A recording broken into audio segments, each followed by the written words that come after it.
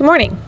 So if you have chosen to do the extra work ahead assignments in the group 007, I'm going to show you guys how to do molecular weight calculations.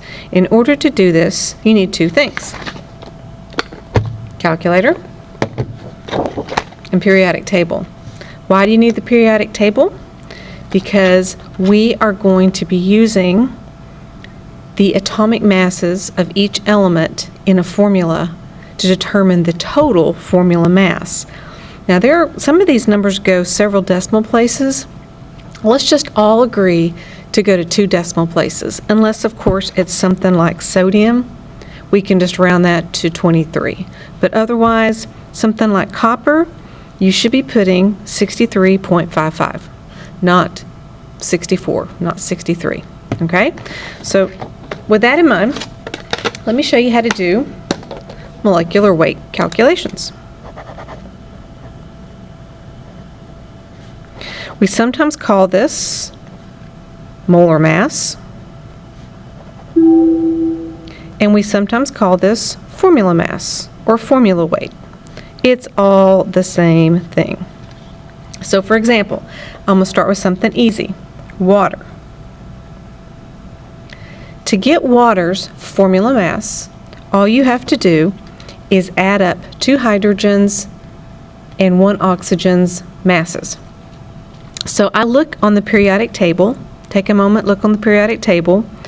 We know that we have a hydrogen, another hydrogen, and an oxygen.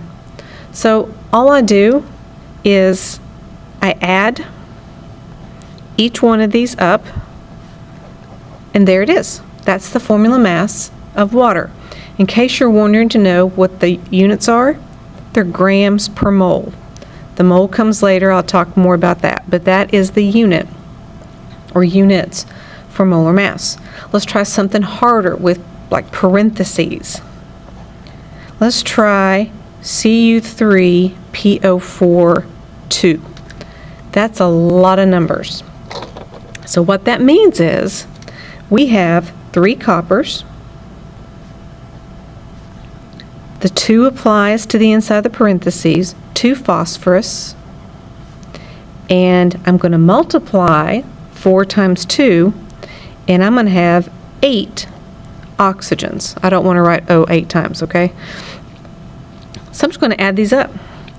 So I take 3 coppers, which is going to be 63.45 times 3, plus phosphorus. I'm going to round phosphorus. 31 times 2.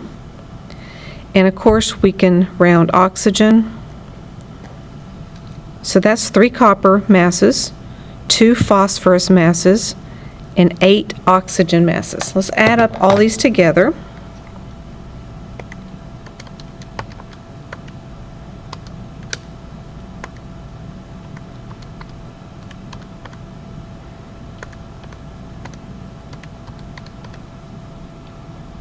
So it looks like that. Let me zoom in. Looks like that. There it is. 380.35 grams per mole. So that's what you should be doing on these 1 through 32. You will notice that you have to figure out your own formulas on these.